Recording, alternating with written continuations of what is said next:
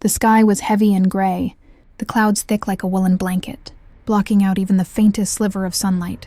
Drops of rain fell like sharp needles, drenching the streets and turning the sidewalks into small rivers.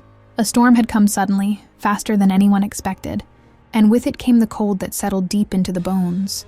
In the midst of the downpour, Zara, a 13-year-old black girl with long braids sticking to her face, hurried along the cracked sidewalk.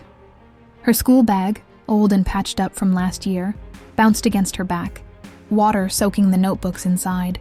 Her shoes squelched with every step, the thin soles offering little protection against the freezing rainwater, pooling in the gutters. Zara was late for the last bus stop, but more than that, she was tired, mentally and emotionally. The school day had been harsh.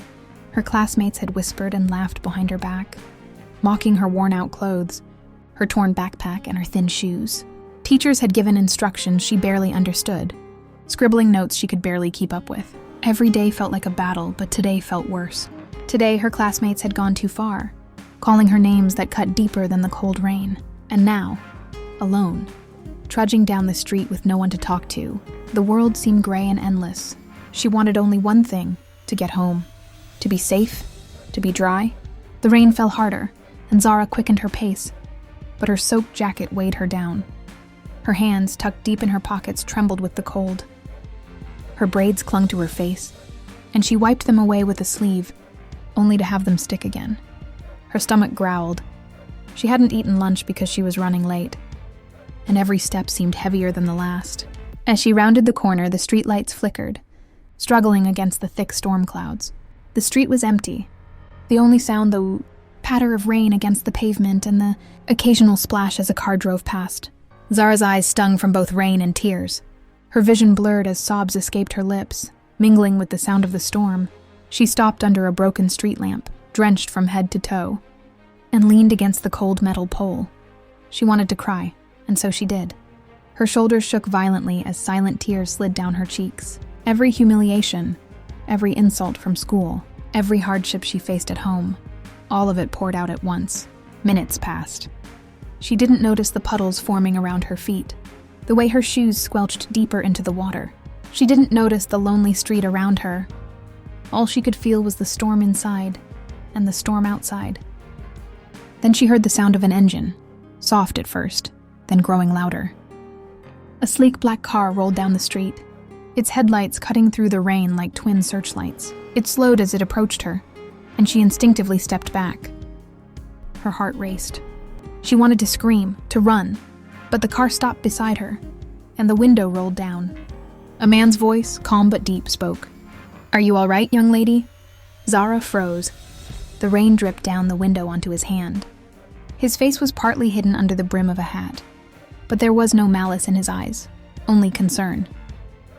I'm fine," she mumbled, her teeth chattering. "You don't look fine," he said gently. "Get in. I'll take you somewhere safe until the storm passes." Zara hesitated. Every warning she had ever been taught surged through her mind. Never get into a stranger's car. Never trust someone you don't know. But the cold, the soaking rain, and the fear of being alone overwhelmed her instincts. Slowly, she opened the passenger door. The man smiled reassuringly as she got in. Warm air hit her like a blanket as the door closed behind her.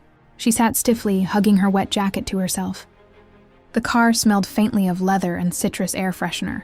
"You're safe now," the man said softly. He kept his eyes on the road, but his calm voice eased some of her tension. Zara didn't speak.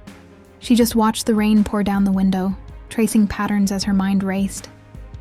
Who was this man? Why had he stopped for her? What would happen next? Outside, the storm raged. But inside the car, a fragile sense of safety began to form.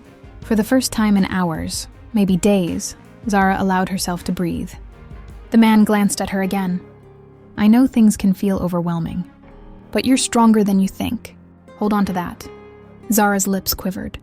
She didn't know whether to cry again or to speak.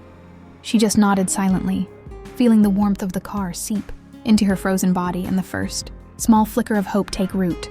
The black car cruised slowly through the slick streets, tires splashing through the puddles that reflected the stormy sky. Inside, warmth and dryness wrapped around Zara like a protective cocoon, a stark contrast to the relentless rain outside. She hugged her wet jacket, trying to calm her shivering body. But her mind refused to settle. She glanced at the man driving. He was quiet, composed, and wore a dark hat that shadowed most of his face. Despite his calmness, there was a gentle aura about him, something that made her feel safe yet wary. She studied the soft leather seats, the gentle hum of the engine, and the quiet rain beating against the window. Her heart was still pounding from fear, but curiosity battled with caution. "Thank you for stopping," she finally said, her voice barely above a whisper. The man glanced at her from the corner of his eye. "No need to thank me. Everyone deserves help when they need it, especially when the storm hits hard, outside and inside."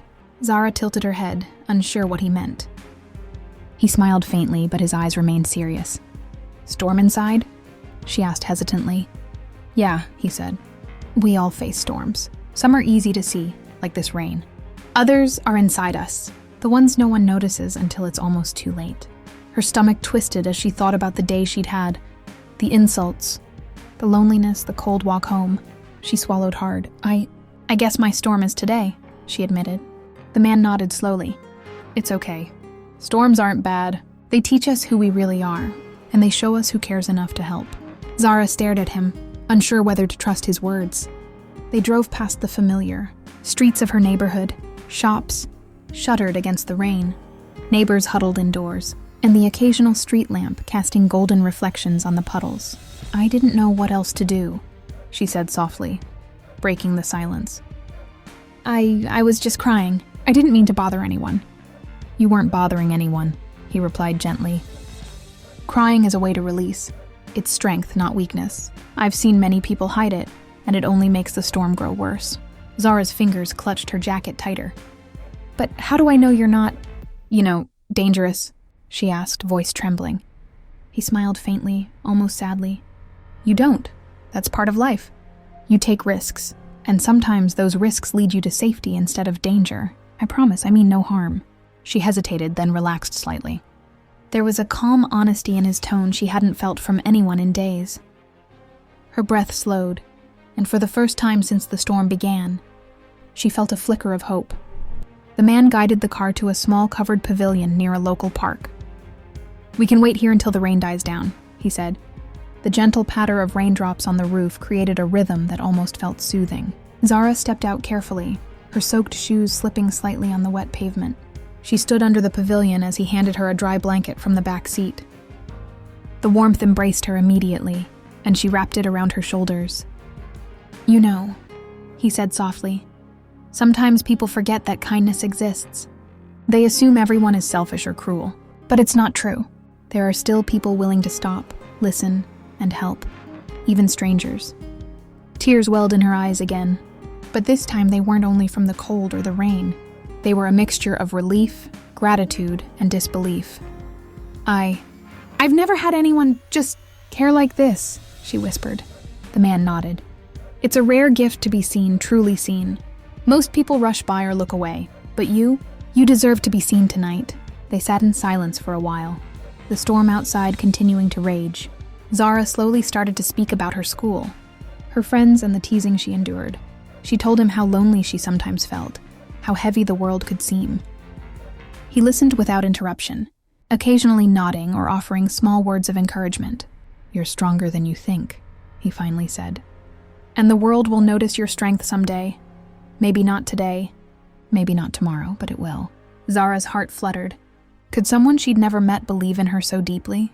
The warmth of the blanket, the sound of the rain, and the gentle voice beside her made the storm inside her feel less overwhelming.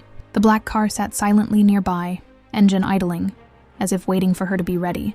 She looked at the stranger, still mysterious, still unfamiliar, and realized that sometimes the most unexpected people could appear in your life exactly when you needed them most. "Thank you," she said again softly, meaning it from the bottom of her heart. "You're welcome, Zara," he replied, the first time saying her name. "You'll be okay, I promise." One step at a time, through storms or sunshine. The rain showed no sign of stopping yet, but inside Zara, a calmness began to grow. The storm had started to lift, not because it had ended outside, but because she had found someone willing to stand with her in the middle of it. And in that moment, She realized that even the darkest nights could bring unexpected light. The storm outside finally began to lose its fury. The rain had lightened to a steady drizzle, and the clouds were slowly breaking apart, revealing slivers of golden sunlight that reflected off the puddles on the street. Zara sat wrapped in the dry blanket the stranger had given her, feeling warmth seep into her cold, trembling body. For the first time that night, she felt safe. The stranger, who had remained quietly beside her under the pavilion, finally spoke again. His voice was calm, carrying a weight of experience that reassured her. "Zara, I want you to know something," he said. "Life can be cruel, and storms will always come, but it's how we respond that defines us." Zara looked up at him, curiosity and trust mingling in her eyes. "Who are you?" she asked softly. "I'm someone who saw you," he said simply. "And I couldn't walk away." The words were simple, but they carried a profound truth that Zara hadn't expected. All her life she had been overlooked, dismissed and judged. But this stranger, a complete unknown, had stopped everything just to help her. She blinked back tears, realizing the world still had pockets of goodness. He handed her a small package, a new set of school supplies, a clean notebook, and a pair of dry shoes. "These are for you," he said. "Not because you asked, but because you deserve them." Zara's voice quivered. I don't even know how to thank you." "You don't need to," he replied. "Just promise me one thing. Keep walking, keep learning, and never let anyone's cruelty stop you from being who you are." The words sank deep into her heart. She nodded, hugging the gifts close to her chest. She noticed something remarkable. She no longer felt the cold as acutely. The warmth wasn't just from the blanket or the shoes. It was from hope. For the first time, she believed someone truly cared. The stranger guided her toward the edge of the street where her house was visible. Its windows glowed softly, promising the comfort of home.